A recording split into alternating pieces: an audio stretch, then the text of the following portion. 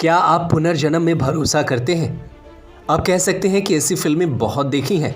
बचपन में आपकी पुनर्जन्म की कहानियां और किस्से सुने हैं, लेकिन ये कहानियां और किस्से कभी हकीकत में बदल सकते हैं। तो ऐसा उत्तर प्रदेश के मैनपुरी जिले के औछा थाना क्षेत्र के नगला सलेही गांव में देखने को मिला है। नगला सलेही निवासी प्रमोद कुमार के घर एक 8 वर्षीय बालक पहुंचा। वो प्रमोद को पिता और उनकी पत्नी को मां कहकर बुलाने लगा। प्रमोद पहले तो कुछ समझ नहीं पाए, लेकिन जब बालक ने बताया कि नहाते वक्त उसकी नहर में डूबकर मौत हो गई थी, इतना सुनते ही प्रमोद और उनकी पत्नी ने बालक को गले लगा लिया। उनकी आंखें छलक आईं।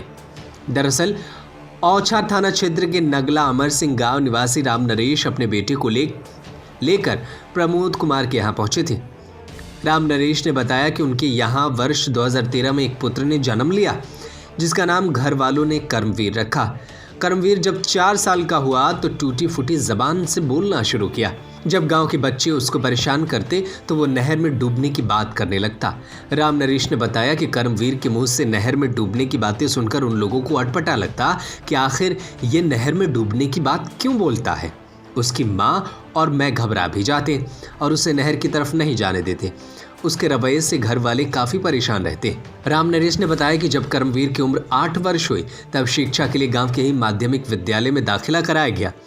राम नरेश ने बताया कि 2 दिन पहले ही वो एक नाई की दुकान पर बाल कटिंग करा रहे थे। उन्होंने दुकान पर बैठे अपने बेटे कर्मवीर के नहर में डूबने वाली बात बार बार बोलने का जिक्र किया तो कटिंग कर रहे व्यक्ति प्रमोद कुमार ने बताया कि उनके बेटे की मौत 2013 में नहर में डूबने से हो गई थी। प्रमोद के मुंह से ये बात सुनकर राम नरेश तब रह गए। घर आकर उन्होंने परिवारजनों को ये जानकारी दी। दूसरे दिन परिवार की सहमति पर राम नरेश अपने बेटे कर्मवीर को लेकर नगला सलेही गांव पहुंचे, जहां प्रमोद, उनकी पत्नी और बेटी को एक ही पल में कर्मवीर ने पहचान लिया और माता, पिता और बहन कहकर बुलाने लगा। प्रमोद पहले तो कुछ समझ नहीं पाए, लेकिन जब बालक ने बताया कि नहाते वक्त उसकी नहर में डूबकर मौत हो गई थी, इतना ही सुनते प्रमोद और उनकी पत्नी ने बालक को गले लगा लिया। 8 साल पुरानी यादें ताजा हो गई। उनकी आंखें छलक आईं। प्रमोद ने बताया कि उनके पुत्र रोहित की 2013 में 13 वर्ष की आयु में नहर में डूबने से मौत हो गई थी। उनके इकलौते बेटे की मौत के बाद वो बेटी के सहारे ही जीवन बिता रहे थे। उनका बेटा माध्यमिक विद्यालय सलेही में पढ़ता था। बालक कर्मवीर के पुनर्जन्म की बातों को सुनने के लिए लोगों की भीड़ एकत्रित हो गई।